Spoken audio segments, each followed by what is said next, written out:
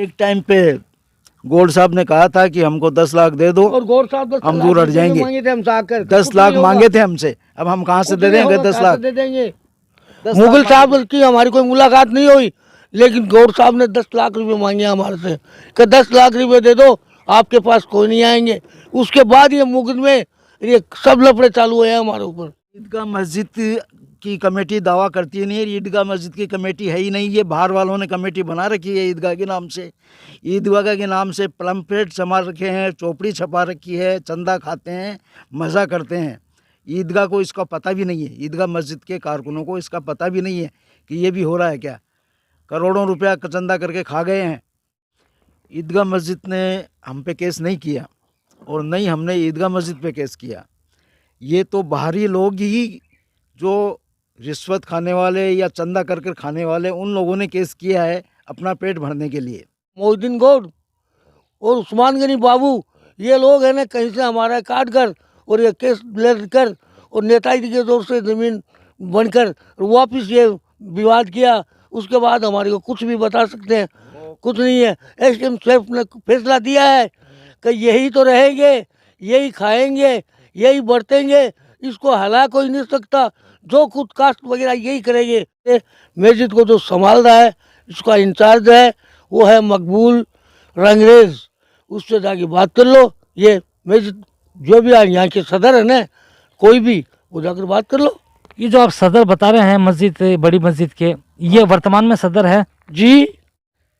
आपने ये जो ज़मीन है, ये ज़मीन आपने किसी से खरीदी थी? जी, ये किससे खरीदी थी? फजलुर रहमान से, जो ईदगाह मस्जिद का इमाम था। जय हिंद, जय भारत दोस्तों, बहुत बहुत स्वागत है आपका सीकर 23 न्यूज़ चैनल में।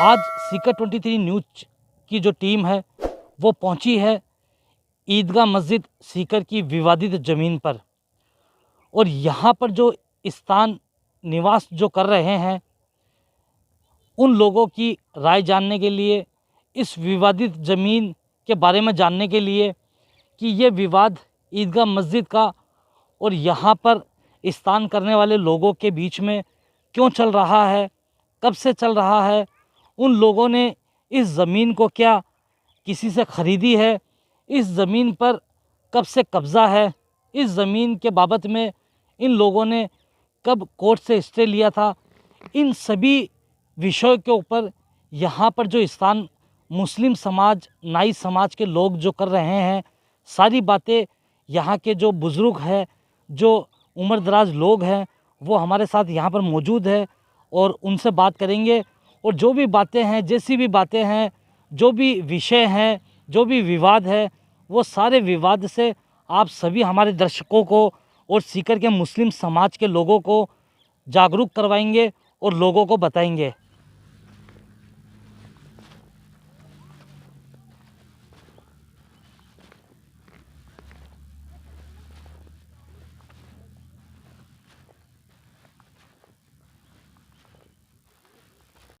ईदगाह मस्जिद ज़मीनी विवाद जो चल रहा है, उस विवादित ज़मीन पर पहुँचे हैं और यहाँ पर जो लोग रह रहे हैं, जिन लोगों का कब्ज़ा है, वो हमारे साथ मौजूद है और उनसे जानेंगे सारे विषय के ऊपर। उनसे चर्चा होगी और सारी चर्चाओं जो भी होगी वो सारी आपके सामने रखेंगे। सीकर की जनता के, सीकर के मुस्लिम समाज के, भारत के मुस्लिम समाज के सामने रखेंगे। हमारे साथ यहाँ मौजूद है मकबूल जी चौहान, इनसे जानेंगे। जी, आपका बहुत बहुत स्वागत है सीकर 23 न्यूज़ में। हाँ साहब बोलो। मकबूल जी, ईदगाह मस्जिद का और आपका ज़मीनी विवाद चल रहा है जी। क्यों चल रहा है? वो यह इसलिए चल रहा है साहब कि ये ज़मीन है ना, पहले से हम लोग बारे हैं, पौने 200 साल से पहले से हमारे दादा, हमारे वालिद साहब, हम बारे हैं और हम इसके अंदर बसे हुए हैं और यहाँ मतलब बाईजोई करते हैं। हम किसी को बेची नहीं है और हमारे पास है ना ये ज़मीन 65 बीघा है। कितनी है? ये टोटल जो ज़मीन है जो ईदगाह मस्जिद के अंडर में आती थी, ये टोटल ज़मीन कितनी है? ये टोटल ज़मीन है साहब 101 बीघा। 101 बीघा ज़मीन है। और आपके पास में आज की मौजूदा स्थिति में वर्तमान में आपके पास में कितनी ज़मीन है ये? 65 जमीन 65 बीघा। तो बाकी की जो ज़मीन है वो कहाँ है? वो साहब 21 बीघा जमीन तो कालू खां भाटी, कालू खां भाटी का लड़का उनके लड़के जाफर मुबारक के पास थी, और 15 बीघा जमीन यानी अलादीन के पास है। 15 बीघा जमीन और 65 बीघा जमीन हमारे पास है, नाई वर्गीस के पास। मतलब आपके कहने के अनुसार टोटल ये जो ज़मीन है वो 101 बीघा है, जी उसमें 65 बीघा ज़मीन आपके पास में है। हाँ जी। और 21 बीघा ज़मीन आप जो बता रहे हैं उनके पास में। तो क्या ये 21 बीघा ज़मीन आपके द्वारा बेची गई थी? नहीं साहब, कुछ नहीं ये कोई नहीं बेची है, ये सेटलमेंट से चोरी हुई थी, आग लगी और आग लगा बेच दी। और ये जो 15 बीघा ज़मीन है ये बेची गई थी? नहीं साहब, ये भी सेटलमेंट से चढ़ी हुई है, उसके नाम चढ़ी हुई है। अब वर्तमान में ये मस्जिद का नाम दोबारा आ गई। ईदगाह मस्जिद सीकर की जो कमेटियां बनी हुई है जी वो कमेटियां आरोप लगाती है कि ये जो ज़मीन है ये 106 बीघा ज़मीन है जी और ये ज़मीन ईदगाह मस्जिद की है। यहाँ पर मुस्लिम समाज के, नाई समाज के लोग जो हैं वो 106 बीघा ज़मीन के ऊपर कब्ज़ा किया हुआ है, अवैध कब्ज़ा। इस बात के अंदर आप क्या कहना चाहते हैं? साहब, हमने अवैध कब्जा नहीं किया, शुरू से हम इसको बातें आ रहे हैं पूरी 200 साल से। और उसके अलावा जो यहाँ की मस्जिद कमेटी है ना, वो ये साबुत कर दो कि इस ज़मीन के अंदर मान सिंह के देने के बाद कोई दूसरा आदमी अगर साबुत कर दे तो हम झूठे मान जाएंगे। लेकिन जिस दिन दी थी उसी दिन से हम लोग ही इसको बा रहे हैं और हम लोग ही खा रहे हैं। आपने ये जो ज़मीन है ये ज़मीन आपने किसी से खरीदी थी? जी ये जी किससे खरीदी थी? फजलुर रहमान से, जो ईदगाह मस्जिद का इमाम था कोई टाइम में। ये कितने वर्ष पुरानी बात है? ये है ये न 1935 की बात। आपने खरीदी थी ये ज़मीन? हमारे दादा ने खरीदी 1935 में। और आज वर्तमान में आपके पास में मुस्लिम नाई समाज के पास में कितनी बीघा ज़मीन है? 65 बीघा। आप अब आगे मतलब ये जैसे हमने जगह जगह कवरेज की है तो हमें पता चला है कि मुस्लिम नाई समाज ने इस ज़मीन के ऊपर अवैध कब्जा किया हुआ है। नहीं साहब, कोई अवैध कब्जा नहीं।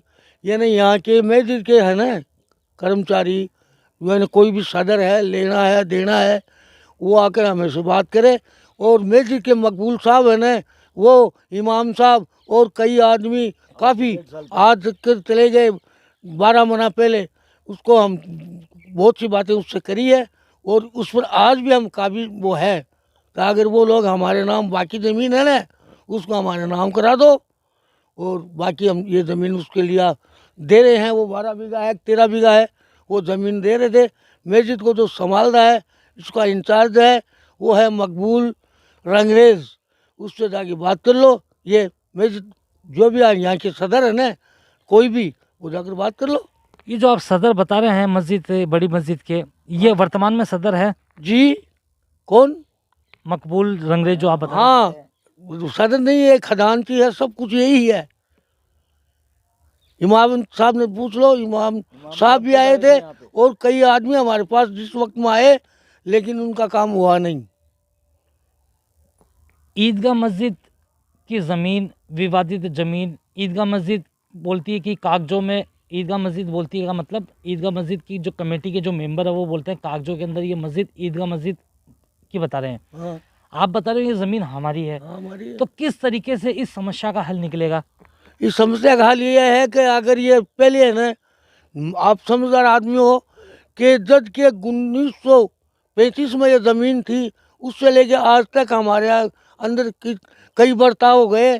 जैसे सरकार हमारे नाम भी चढ़ा दी, मस्जिद के नाम भी चढ़ा दी, कई उसमें तोड़ आए, लेकिन हम लोगों ने तो नहीं देखे। अभी हम केस लड़ रहे हैं, कागज़ निकाल रहे हैं, तो हमें मालूम पड़ रहा है। कौन समझेगा आप? और इसके अंदर पहले है ना, कोई नहीं था, मोहिद्दीन गौड़ और उस्मान गनी बाबू, ये लोग है ना कहीं से हमारा काट कर और ये केस लड़ कर और नेताजी के दौर से ज़मीन बनकर वापस ये विवाद किया। उसके बाद हमारे को कुछ भी बता सकते हैं, कुछ नहीं है। एसडीएम साहब ने फैसला दिया है कि यही तो रहेंगे, यही खाएंगे, यही बरतेंगे, इसको हला कोई नहीं सकता। जो खुद कास्ट वगैरह यही करेंगे, बाकी ये न है न, ये प्लाट नहीं बेच सकते। पाबंद किया पाबंद किया है वाकई, हमें पाबंद किया है, हम मान रहे हैं पाबंद किया साहब, ये बात। मकबूल जी ये बताइए आप वक्फ बोर्ड से और कोर्ट में ये जो आपका केस चल रहा है जी, ये केस कब से चल रहा है? ये चल रहा है 1900 मतलब ये न 2009-8 से चल रहा है ये केस चल रहा है। जी। तो ईदगाह मस्जिद को कब मालूम चला कि ये ज़मीन ईदगाह मस्जिद की है और ईदगाह मस्जिद ने आपके ऊपर केस किया और आपने ईदगाह मस्जिद के ऊपर केस किया? ये जो मैटर ये मैटर की शुरुआत कब से हुई? ये साहब ये न यहाँ पे ईदगाह मस्जिद ने हम पे केस नहीं किया और नहीं हमने ईदगाह मस्जिद पे केस किया। ये तो बाहरी लोग ही जो रिश्वत खाने वाले या चंदा कर कर खाने वाले उन लोगों ने केस किया है अपना पेट भरने के लिए। आज के 1.5 साल पहले हमने ईदगाह मस्जिद के कारकुन पे नोटिस निकलवाए थे। उन्होंने कहा कि हमें कोई मतलब नहीं है, नोटिस पे साइन करने से इनकार किया था। लेकिन हम हनीफ खत्री के पास में गए तो हनीफ साहब ने कहा कि बोलो मेरा नाम लेके, और वो नोटिस ले लेवे। उन्होंने नोटिस लिया, फिर उनको हमने कहा कि भाई तुम आओ मौके पे। तो 5-10 आदमी, इमाम साहब, मकबूल साहब, ये सब आए, मौके पे आए। हमने बताया कि यहाँ से यहाँ तक की कितनी ज़मीन होती है हम आपको दे देंगे, लेकिन बकाया ज़मीन हमारी क्लियर कर दो और हमको सुकून से रहने दो। हम इस जगह में 33 परिवार हैं, कम से कम भी हमारे 21-22 कनेक्शन है। मतलब ये 65 बीघा जो ज़मीन है इसके अंदर टोटल कितने परिवार हैं? 35 परिवार हैं। और आपने जो मस्जिद में जो ज़मीन देने की बात कही थी वो कितने बीघा ज़मीन थी? वो ज़मीन से 12 या 13 बीघा ज़मीन है। मापी हमने नहीं, हमने तो बताया यहाँ से यहाँ तक दे देंगे, फ्रंट की आगे की ज़मीन मस्जिद को दे देंगे, अपना कोई भी इदारा बनावे। आज जो है वो ईदगाह मस्जिद की जो कमेटी है वो दावा करती है कि 106 बीघा ज़मीन ईदगाह मस्जिद के अंडर में आती है और इस ईदगाह मस्जिद की कमेटी दावा करती नहीं है। ईदगाह मस्जिद की कमेटी है ही नहीं, ये बाहर वालों ने कमेटी बना रखी है ईदगाह के नाम से। ईदगाह के नाम से पम्पलेट संभाल रखे हैं, चौपड़ी छपा रखी है, चंदा खाते हैं, मज़ा करते हैं। ईदगाह को इसका पता भी नहीं है, ईदगाह मस्जिद के कारकुनों को इसका पता भी नहीं है कि ये भी हो रहा है क्या। करोड़ों रुपया चंदा करके खा गए हैं। मकबूल जी एक बात और बताइए आप, जी साहब, ये ज़मीन के ऊपर आपके साथ में कभी किसी प्रकार की कोई ज़्यादती या कोई ज़बरदस्ती हुई है? नहीं साहब, कोई बात नहीं ऐसा। कोई यहाँ हमारे कोई पास आया नहीं। बाहर में रोड़ा अखवा चलती थी, अखवा हमने भी सुनते थे, जुमा पढ़ते थे, सुनते थे कि आज है ना ये कर दिया, आज ट्रैक्टर चला दिया, आज फलाना काम कर दिया, आज ढिकड़ा काम कर दिया। लेकिन किसी ने भी हमारे पास कोई एक आदमी भी आके करे कि मैं आपकी ज़मीन में आया था, तो नहीं साहब, आज तक कोई नहीं आया। आपने इस ज़मीन को कोर्ट से लेने के लिए किस तरीके के केस किए हुए हैं? आपके वकील जो है वो सीकर में या वक्फ बोर्ड में केस लड़ रहे हैं, उनका क्या रोल है, क्या भूमिका उनकी? उसकी भूमिका ज़मीन हमारी है और हमारी रहेगी।